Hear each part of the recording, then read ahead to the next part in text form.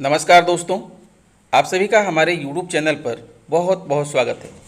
दोस्तों, आपको बता दें कि 20 अप्रैल 2023 को ज्योतिष संसार में एक बड़ी घटना घटित होने वाली है।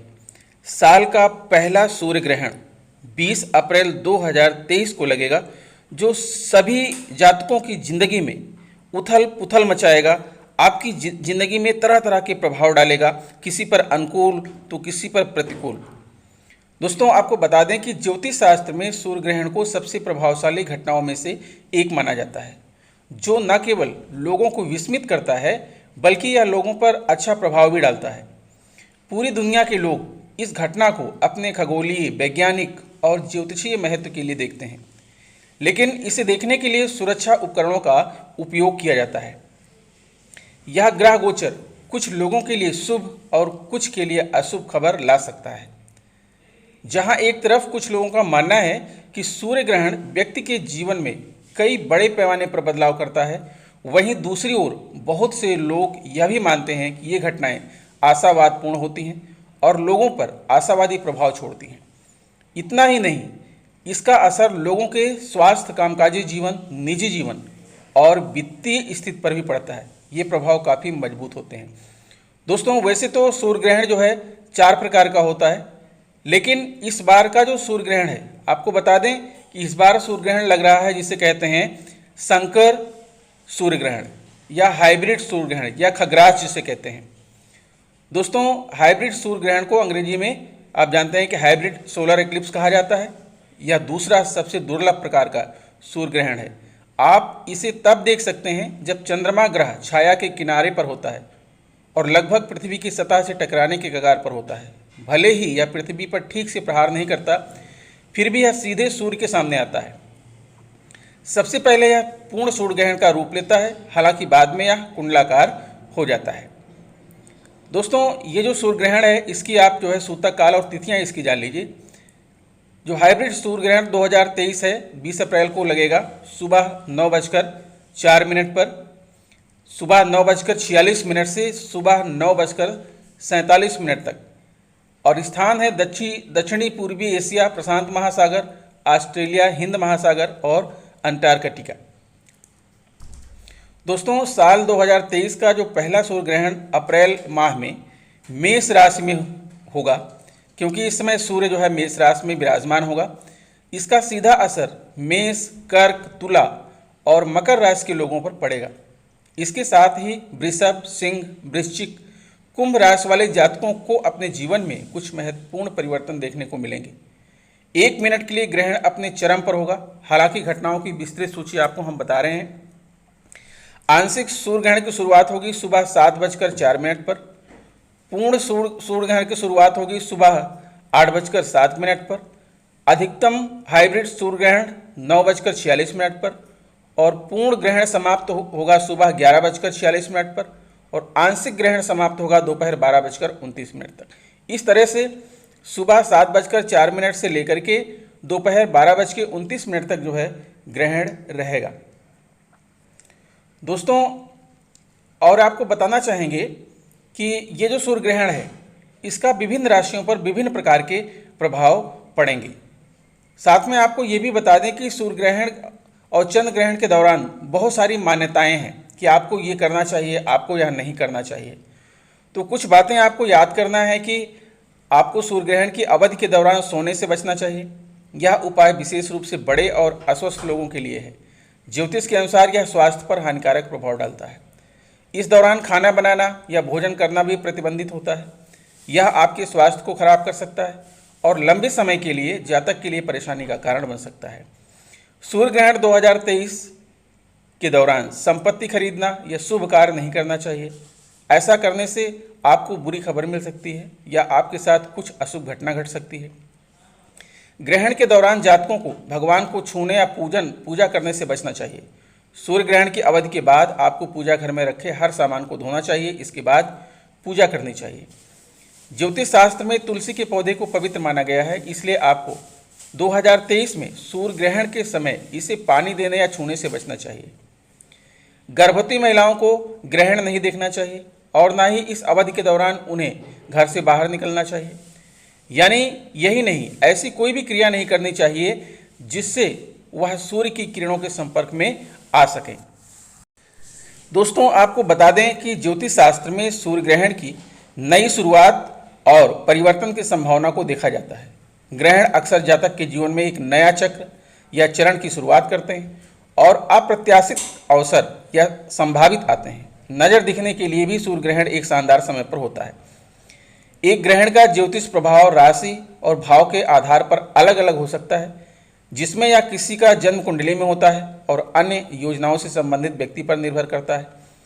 ग्रहण अक्सर उच्च ऊर्जा और तीव्रता के होते हैं। इस बार सूर्य जो है उच्च पर है जब ये ग्रहण लग रहा है। दोस्तों, ग्रहण के दौरान मंदिरों को भी बंद कर दिया जाता है।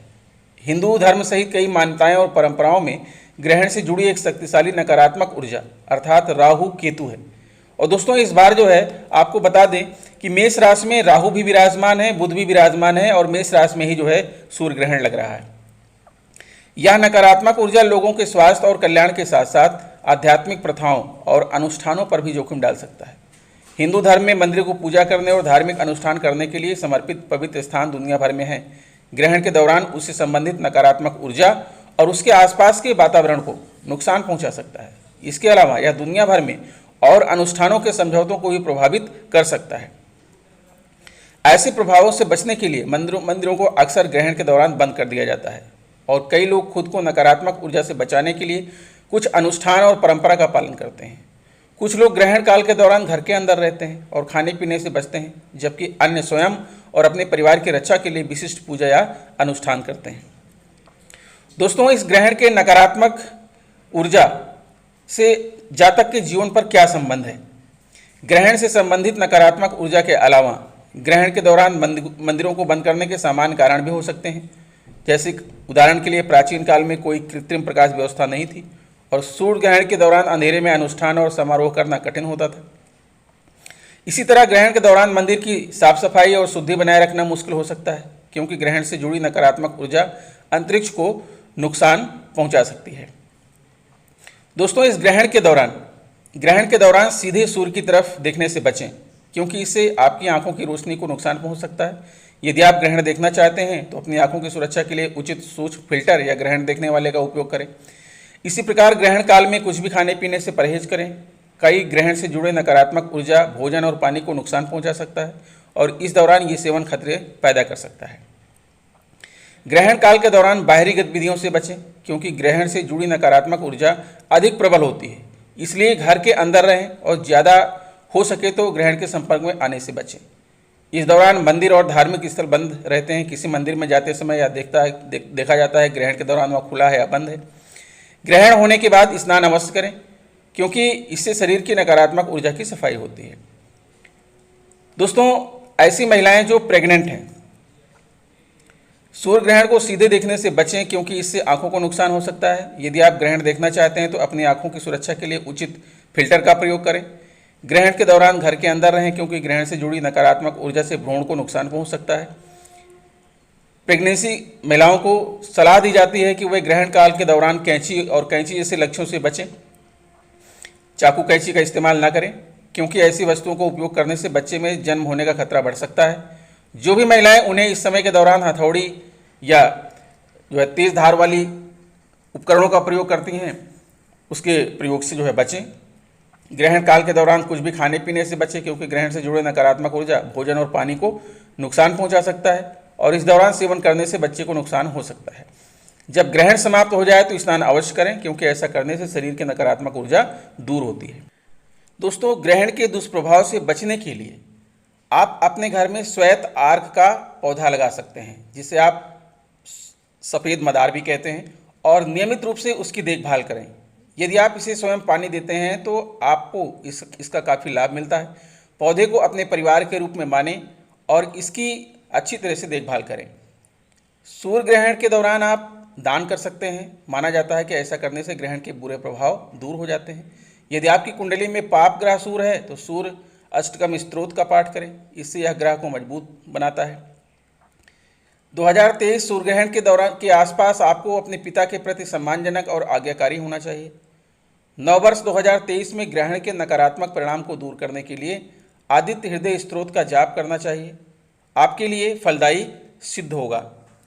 दोस्तों, अब बात करते हैं कि इस ग्रहण का सूतक काल मान्य होगा या नहीं होगा। जैसा कि मैंने बताया कि यह ग्रहण जो है ऑस्ट्रेलिया, हिंद महासागर, दक्षिण एशिया, प्रशांत महासागर और पूर्वी एशिया से ही देखा जा सकता है। तो ग्रहण का सूतक काल तभी मान्य होता है जब उसे देखा जा सकता है। भारत से इस सूर्य ग्रहण को नहीं देखा जा सकता, इसलिए इसका सूतक काल भी मान्य नहीं होगा। सूतक काल वह समय होता है जिसमें सूर्य ग्रहण लगता है, और धार्मिक मान्यताओं के आधार पर सूतक काल लगने पर लोगों को कुछ अहम बातों का ख्याल रखना भी जरूरी होता है। भारत में सूतक काल मान्य नहीं होगा, इसलिए सूतक काल के नियमों का भी ध्यान रखना अनिवार्य नहीं है। एक बात और कहना चाहेंगे दोस्तों कि साल का जो पहला सूर्य ग्रहण 20 अप्रैल 2023 इस दिन गुरुवार है, तो गुरुवार को लगने जा रहा है और इस दिन बैसाख मास की अमावस्या है। बैसाख मास की अमावस्या को पड़ने वाला साल का पहला सूर्य ग्रहण ज्योतिषीय दृष्टि से बहुत महत्वपूर्ण है। पहले सूर्य ग्रहण के दौरान सूर्य मेष राशि में रहेगा और ग्रहण के 2 दिन बाद ही बृहस्पति मेष राशि में प्रवेश करेगा और सूर्य के साथ युति करेगा 22 अप्रैल को। कहा जा रहा है कि यह ग्रहण भारत में दिखाई नहीं देगा। साल का पहला ग्रहण मेष राशि और अश्विनी नक्षत्र में लगेगा, इसलिए इस ग्रहण का मेष राशि के जातकों पर गहरा प्रभाव पड़ेगा। अब बात करते हैं दोस्तों कि विभिन्न राशि के जातकों पर इस सूर्य ग्रहण का क्या प्रभाव पड़ेगा। प्रस्तुत है कुंभ राशि के जातकों की कुंडली। दोस्तों, आप देख पा रहे हैं कि आपकी चंद्र राशि के तृतीय भाव में सूर्य, राहु और बुध विराजमान है। 20 अप्रैल को आपकी इस तृतीय भाव में सूर्य ग्रहण लगने वाला है। तृतीय भाव जो आपके संचार, यात्रा, भाई बहन, मानसिक बुद्धिमत्ता, आपकी आदतों, रुचियों और झुकाव से संबंधित है। आपके पड़ोसी, आपका प्राथमिक विद्यालय, आपकी पढ़ाई, भाई बहनों के प्रति आपकी प्रेम, विचार, बंधन, देखभाल, साझेदारी, दोस्त, रिश्तेदार, इनसे संबंधित है। और यहाँ पर जो है सूर्य ग्रहण लग रहा है। आपका जो लग्न भाव है, लग्न भाव के आपके स्वामी जो है शनि है और लग्न भाव में आप शनि विराजमान हैं और कारक गुरु हैं। और लग्न भाव में ही आप देख रहे हैं कि चंद्रमा भी विराजमान है और शनि और चंद्र में वैमनस्य है।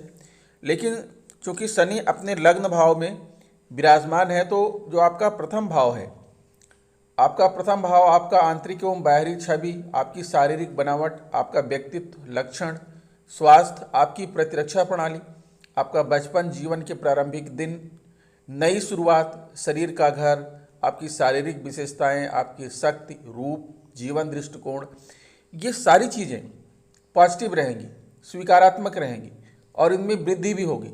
आपकी बुनियादी संवेदनाएं जो है, आपका प्रसिद्धि, आपकी प्रतिष्ठा, आप माँ से विरासत में मिली आपको संपत्ति भी मिल सकती है। इन सब पर जो है शनिदेव की कृपा बनी रहेगी। आपकी द्वितीय भाव में गुरु विराजमान है, जो कि द्वितीय भाव आपका जो है संबंधित है धन भाव से। तो गुरु बृहस्पति की विराजमान होने से आपको धन भी प्राप्त होगा।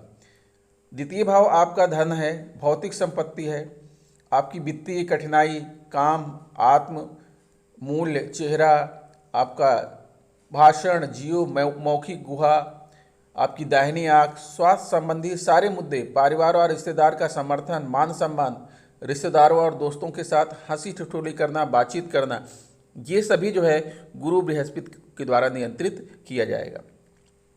आपके पंचम भाव में देखिए मंगल विराजमान है और पंचम भाव आपका भाग्य का घर है। आपके भाग्य के घर के स्वामी यहाँ पर मंगल हैं। ये आपका भाग्य का घर है। आपका पहला गर्भाधान, गर्भावस्था, पत्नी से प्राप्त कलात्मक प्रतिभाएं, कल्पनाएं, स्वाद, संपत्ति, व्यवसायिक साझेदारी, मनोरंजन, खेल, रोमांस, इससे संबंधित है। साथ ही दोस्तों आपके चतुर्थ भाव में आप देख रहे हैं यहाँ पर शुक्र विराजमान है। चतुर्थ भाव जो आपका घर परिवार, माता के साथ आपके संबंध, घरेलू जीवन पर दृष्टिकोण, पारिवारिक जीवन, पूर्वज, संपत्ति, भूमि, घर, मवेशी, इनसे संबंधित है। और उसके बाद आप देखेंगे दोस्तों जो आपका अष्टम भाव है, अष्टम भाव में केतु हैं जो स्वास्थ्य का घर या मृत्यु का भाव कहा जाता है, अंतरंग संबंध, समानता और न्याय का भाव कहा जाता है। तो आपकी कुंडली में ग्रहों की स्थितियों का विश्लेषण करने के पश्चात यह निष्कर्ष निकाला जाता है कि 20 अप्रैल के दिन सूर्य ग्रहण के दौरान आपके ऊपर क्या प्रभाव पड़ेगा। साल 2023 का सूर्य ग्रहण आपको बुद्धिमानी से कार्य करने के लिए प्रेरित करेगा। इसके साथ ही आप धैर्यवान और शांत भी बने रहेंगे।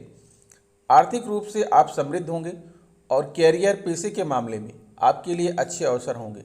लेकिन यह समय आपके रिश्ते के लिए अच्छा नहीं होगा। रिश्ते को संभाल कर रखने के लिए ज़रूरी है कि आप आपसी तनाव से बचें, अच्छी तरह से व्यवहार करें और बातचीत के दौरान शब्दों का चयन सूझबूझ के साथ करें।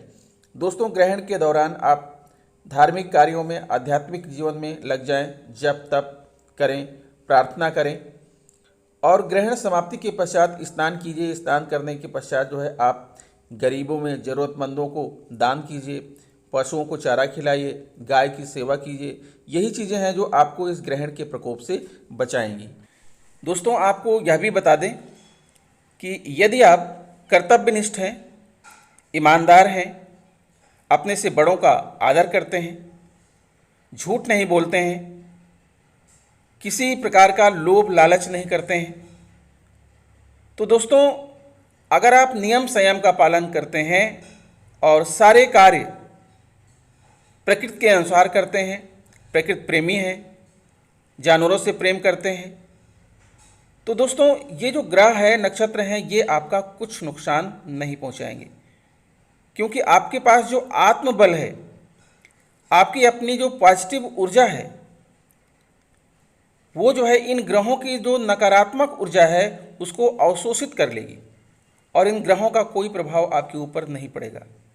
बस ये है कि आप सच्चाई का मार्ग न छोड़िए, अच्छाई करना न छोड़िए, ज़रूरतमंदों की सेवा करना, मदद करना न छोड़िए, आपका कोई भी नुकसान नहीं होगा।